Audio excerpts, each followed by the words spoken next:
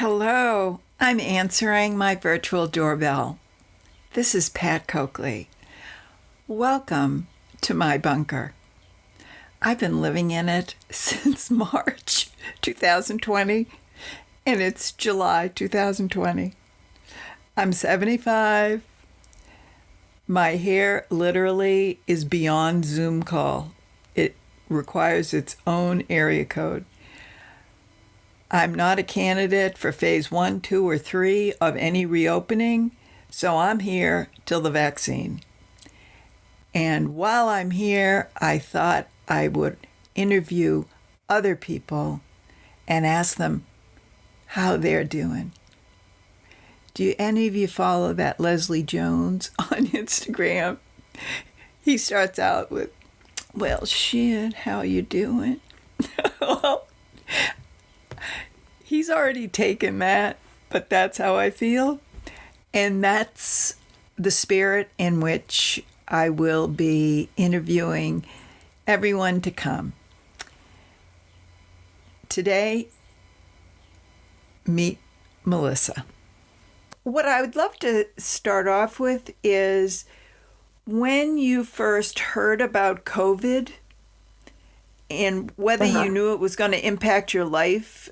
Just sort of start with when it first came into your awareness and take me through how it evolved with your life. So when I first heard, my first memorable moment was returning from Cancun, Mexico on like February 2nd. In the airport, the airline staff asked an Asian man, had he recently come from China? And I thought to myself, wow, that's racial profiling. But so they asked him, since he was obviously of Asian descent. They didn't ask me that. So then I put that connection about that flu. And so then the next time it really registered is like on March 11th when I was flying back from Dallas, Texas. And I overheard two flight attendants in the bathroom talking. I don't know what airline they worked for, but they were saying, the airline doesn't care about us. If you want to wear a mask, wear a mask. And then on that flight was a woman who wore gloves and a mask during the flight. And that's not something, we were not used to that at the time. Absolutely. And so then I got back to my home, and then that weekend, I think that was on a Wednesday. Then I went to work Thursday, Friday, and then I was supposed to meet my son and his girlfriend and my daughter and her husband, and my grandson and I were going to meet halfway between where everybody lived and to celebrate their birthdays, because that's also like halfway between my son and daughter's birthday. And that's when everything was shutting down. That was right before St. Patty's Day. So there was going to be a St. Patty's Day parade where we're going. That was canceled. When we got to the hotel, it was pretty much empty, and so we had brought wipes and everything to wipe down the hotel room. Okay. We did, and then we went bowling. So that had me on edge for the next 2 weeks. It's like, how dirty was that bowling alley? What are we doing here? But we used hand sanitizer constantly, washed our hands, and then we went out to eat. And then the next morning we came back, and so that was in hindsight, we should have never gone. But I mean, nobody got sick, thank God. And then that Monday we were sent home from work, and I've been home ever since. So. Wow. And if I understand correctly, you live alone. The family's around you, but you live alone. Yep. Right. So my daughter, her husband, and my grandson are close. My mom's close. My sister's close, but I live alone. Okay. So how did it impact you living alone, do you think? At first, I would, like, after work, I would go over to my daughter's house and pop in and just say hi and be around people. And then as things got worse and worse, I stopped doing that. I would only go over there and visit outside. And then I wouldn't go to my mom's house at all. And at first I was okay because I'm an introvert, but yes, it's gotten to me. So now I will go spend time with my daughter's family. I don't hang around their house a lot. It's nice out, so we're outside or we're going on bike rides or things like that. I have met every Thursday night, me and a group of friends get together in a big parking lot not too far from my condo. And we sit and talk, and we bring our own wine or whatever beverage we want to drink. And that Thursday night happy hour has become an anchor for me. Okay. I've heard that before, too. Just having one thing seems to be a bridge. Yeah. Wow. How did you deal? How old is your mom? She's 85, and she's in poor health now. So this is another added level of stress that I really didn't need right now. So she is for some reason, she's losing her sight. She woke up one morning and her sight was blurry, like there was a film over it. And it just got progressively worse. And she had an eye appointment scheduled for just an annual exam for her cataracts or whatever. But she's had that corrected years ago. And they couldn't get her in early, they said, due to COVID. So then finally my sister called and got her in right away. But she had been that way for like a couple weeks. So then she has had every test. She's on a ton of medication. We're going to Iowa City, which is University of Iowa Medical Hospital up there. Right. We've taken her there twice. We're supposed to go again Wednesday. And then I've always had a strained relationship with my mother now. And now I'm in a caretaker role somewhat. And that's hard. And Wow. So that's just one more thing. So I will go in her house. I don't hang around. I was having groceries delivered, but now I've just been going to do it myself because she wasn't satisfied with that. So and I'll go to the store for myself. So I'll pick up her stuff there. So in the height of the shutdown, were you able to get groceries delivered within a few days? Where I am, it was 3 or 4 weeks. Believe it or not. Within an hour or so. We have Instacart. So we could get, that's what we have here too. But it was just crazy, the overload on the system here in the East. Our area, we're called the Quad Cities, and we span Iowa and Illinois, a group of towns. So it's like 200,000 people. So it's not a ton of people. I mean, it's a good size, but we could do that, and which proved a double-edged sword too, because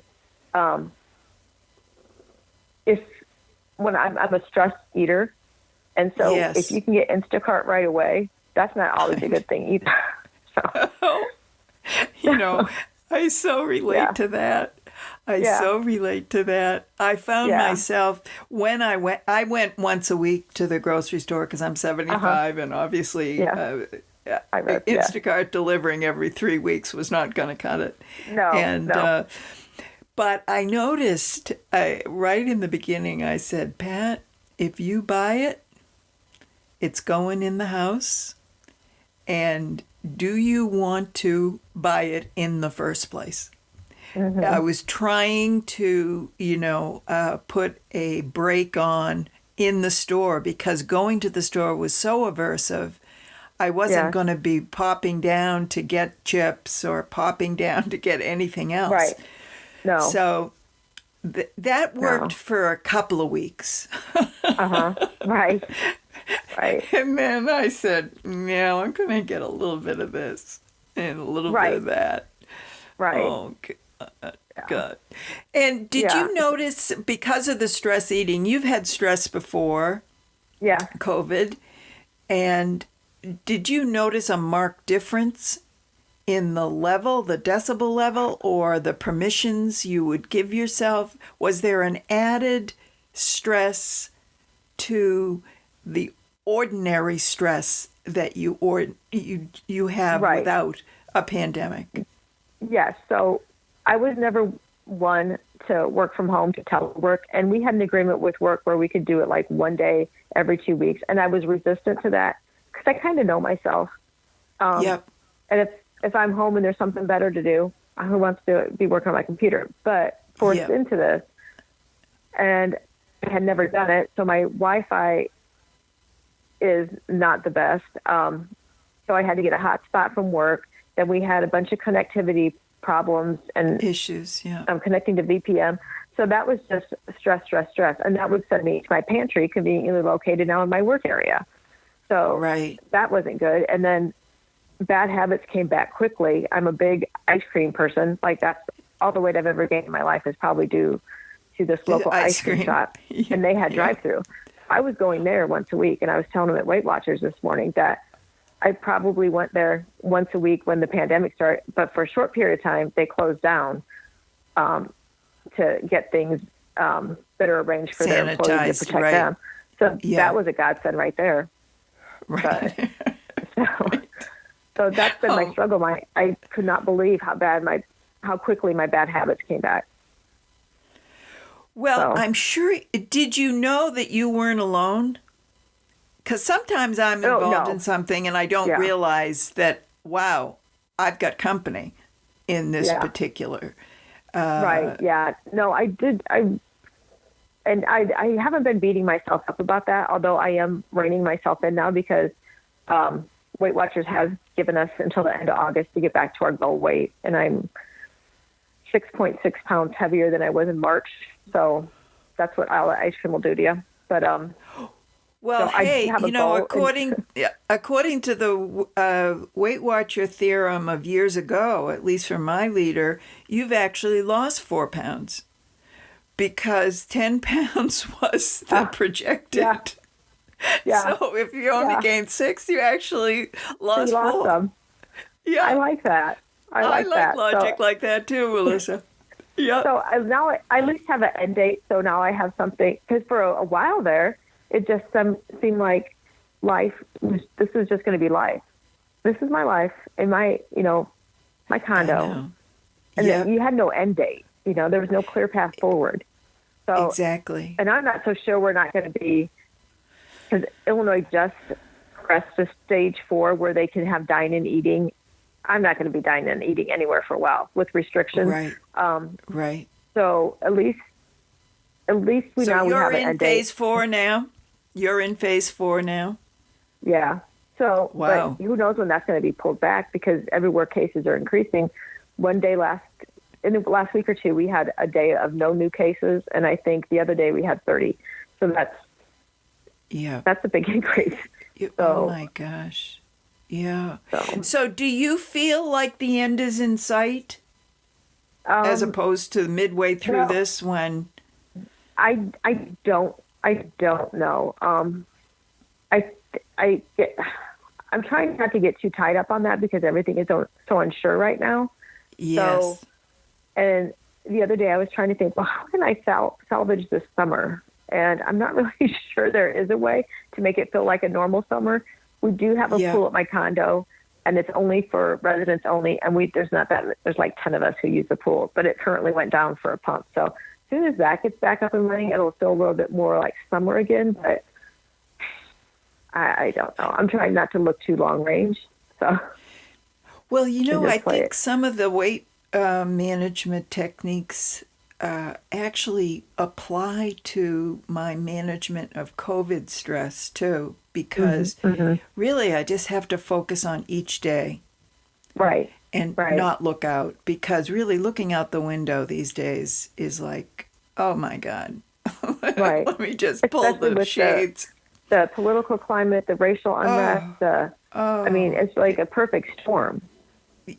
It really is. It really is. So the one day, focusing in on the one day, what can I do with this day with respect to food, with respect to,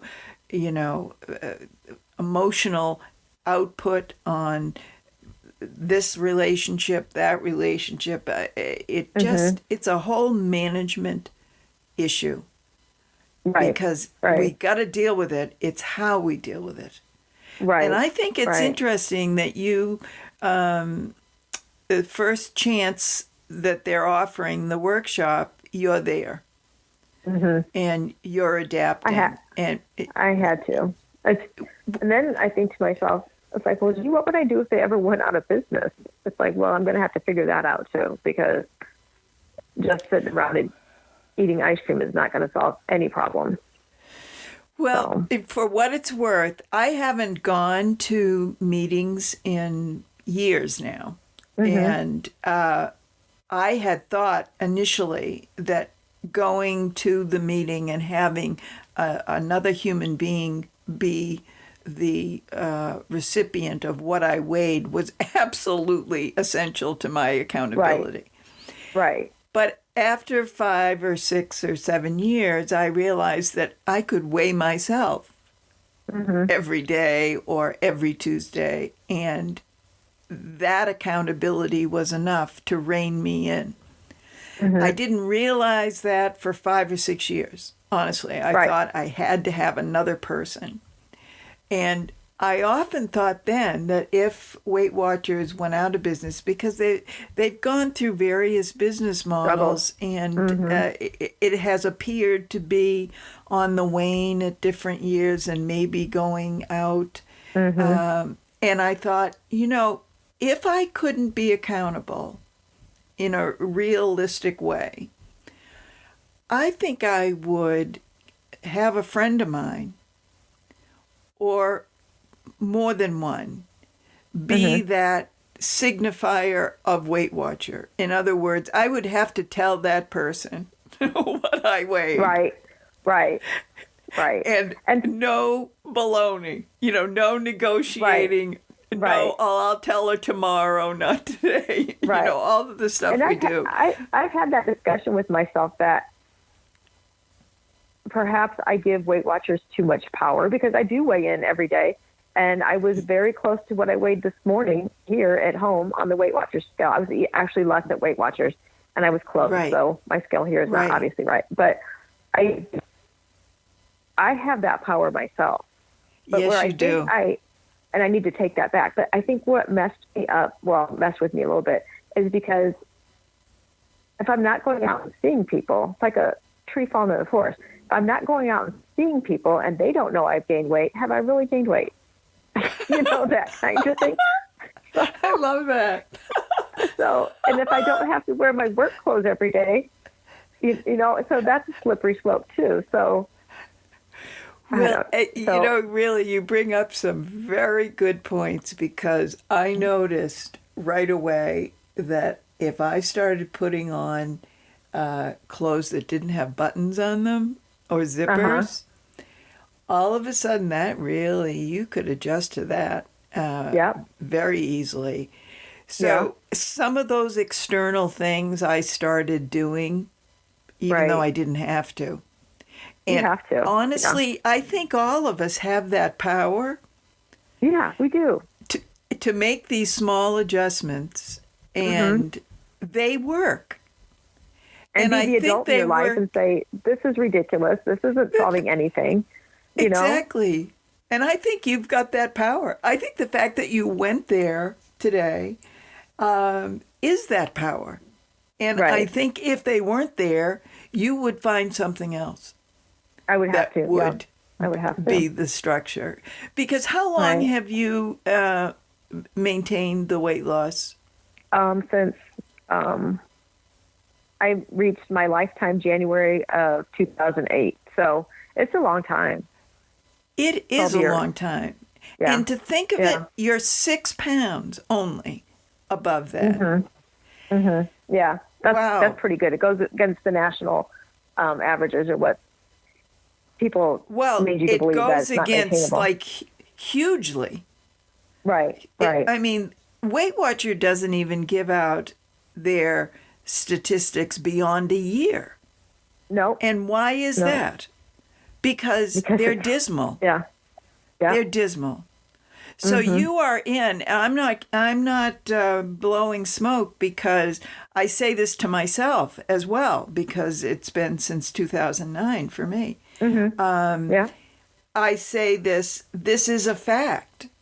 93% of the people who were around me in Weight Watchers and who were dieting without a Weight Watchers are not able to maintain their weight loss. True. Because it does require a complete lifestyle change. Absolutely. And it requires the kind of monitoring that you and I are talking about. The small things And Yeah. sometimes these large, laughable things like, going to the ice cream store every week. I mean, I get it. And Yeah. the fact of the matter is you pull back. And you've been doing that for 11, 12 years. Yeah. Yeah. So the power is yours. And I think you may just think you're more dependent on the Weight Watcher than you think. Oh, I agree. I agree. Because it's just a tool in my toolbox. Exactly. And if that tool wasn't there, I'm learning to sew, and I wanted to get all the right tools. Mm-hmm. And of course, I'm also disorganized, so I lose these tools. Yeah. And I can't find them when I need them. And my God, what I have found to replace a seam ripper, for example. So, with respect to going forward in 2020, with this phase, you're in phase 4. We are about to, in Massachusetts, be phase 3, but I think it's gonna be a long time before we're phase 4. My sense. Okay. So I am more in a phase 1, phase 2 mentality with respect to my age. I don't see it happening for me until there's a vaccine. Sure. Vaccine. Yeah. Yeah. And so who knows?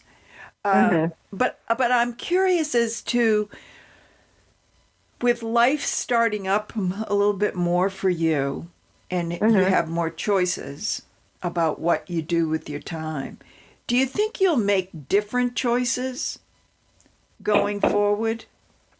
So we were talking about that in Weight Watchers today, kind of. Well, I think so, because I'm not going to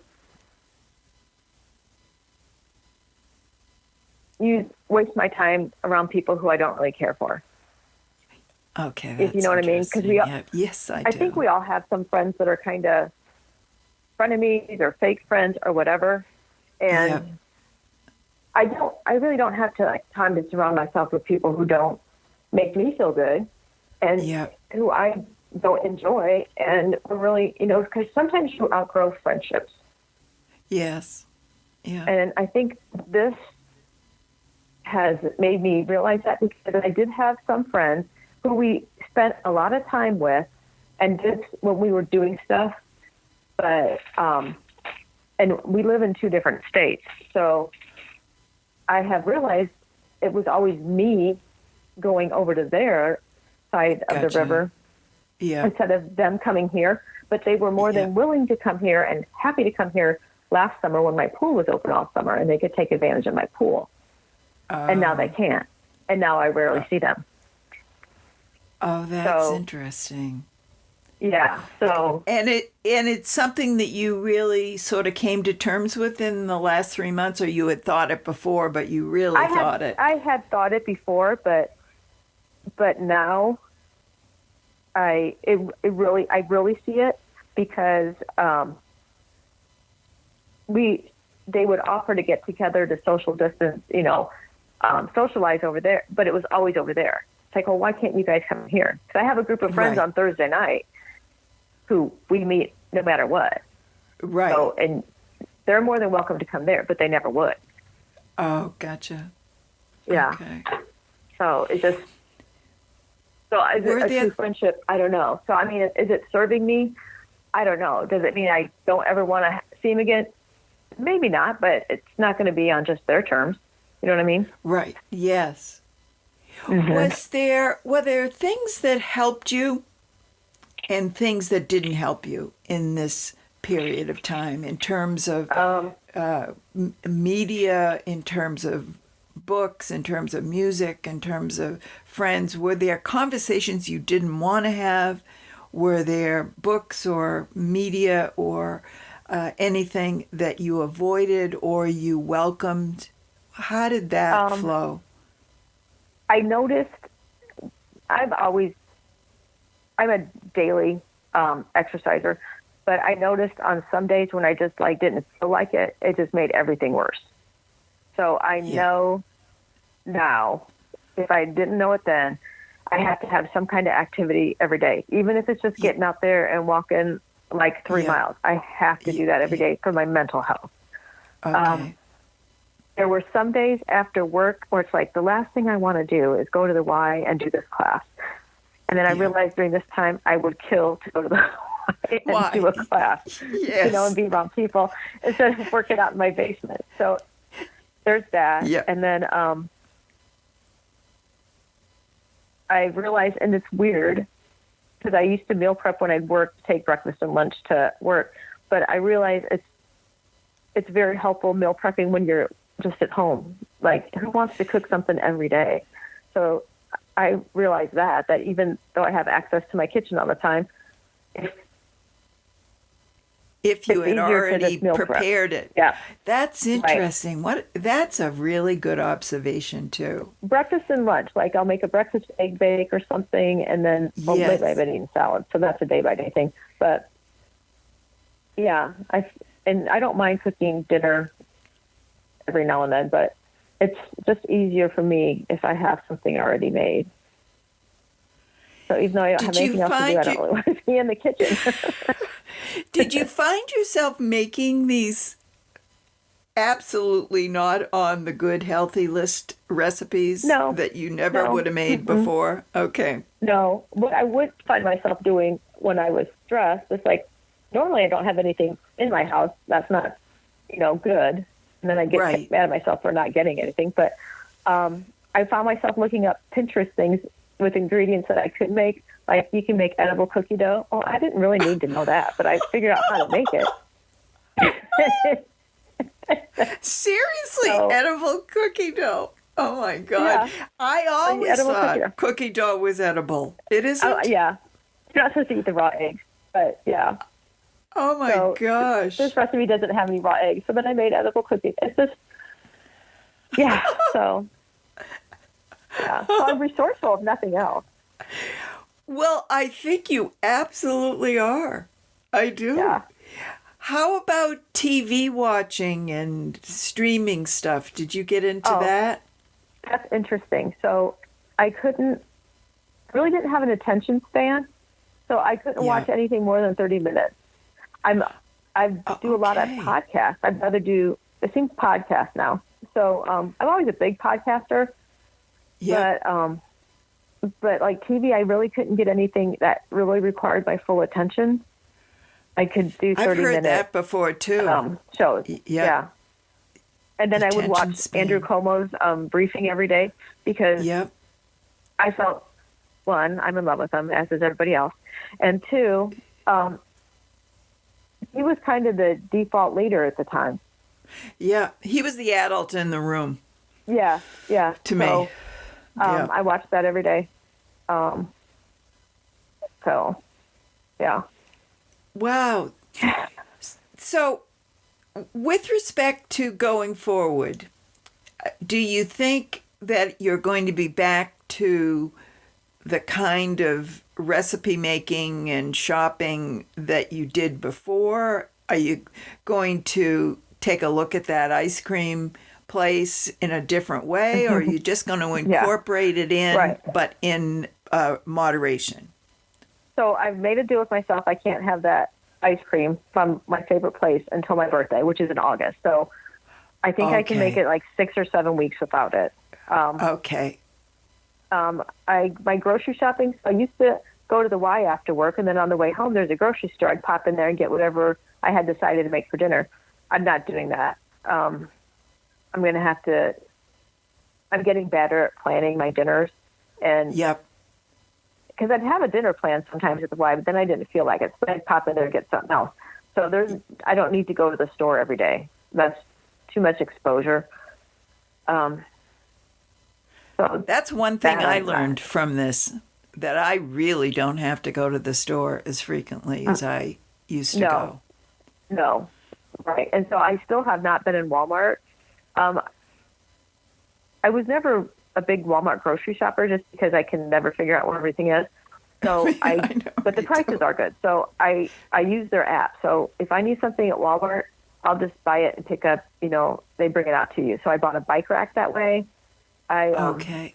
I bought many different things that are not grocery related. So to me, for some reason, Walmart's a bridge too far right now. So yes, I don't know if it's So I haven't gone in there, and I've ordered stuff, for pickup, and that's it. Do you think your shopping has changed as a result of this? Yes. So I haven't shopped for clothes all year. I did pop into Old Navy to get some new shorts the other day after my when I was over in Iowa. But I used to be a big shopper, and I had purposely not shopped the whole month of February because, we had spent January and February, Christmas, big shopping. So January and February, I purposely did not spend any money on new clothes or shopping or anything. And March, my daughter and I had a trip planned to an outlet mall that's a couple hours away. And that didn't happen because that's the weekend everything shut down. So right. I have not shopped. So, and then I think, do you think it's going to start up? Go ahead. I was just saying, do you think it's going to come back? It's just a little bit stunted because of the restrictions, and once we're... I don't know if I'm going to feel comfortable shopping until there's a vaccine besides online. Yeah. And then I did notice that at first, when everyone was home, and then watching the news and everybody losing their jobs, and then when they lost their jobs, they lost their health insurance. And then I felt a little bit of guilt because I was not affected like that at all. Right. Did you know people who were? Not in my tight circle, I didn't, but but you just, they're out there. And then all the essential workers were the workers that were paid the least. And it's like, if that didn't drive a message home to most people, I don't know. I know. Did you know anyone who got ill or whose family members? Yeah. Mm-hmm. Okay. So I'm a civilian who works for the Army, and a soldier did. And, he does PT every day. He's younger, like early 40s, and he was hospitalized. And, that was hard. And then some people who worked in my office building did. And then currently my son-in-law's brother has it. And I think as time goes on, everyone's going to know somebody who's had it. Well, I have to say that note of seriousness suits the headlines of today. And I'm very appreciative of Melissa stepping up for this interview. And I'm also grateful for a few of the food tips. I won't lie. I needed to reinvent a few strategies, and one of them is preparing meals ahead of time and not going into the kitchen and going, what am I going to have now? So I think it gives you a very good example of what Voices from My Bunker is going to be like. Real people talking about real challenges and how they're dealing with them. And hopefully you'll see your own story in here. And if you don't and you'd like to share it, I'd like to hear it. My virtual doorbell will ring as long as you send me an email at pbc@patcoakley.com, and my website, www.patcoakley.com, has written blog posts back from 2008, and the www.artofthediet.com has the whole archive, the 5-year archive of the podcast, Art of the Diet. So be well, Take care of yourself.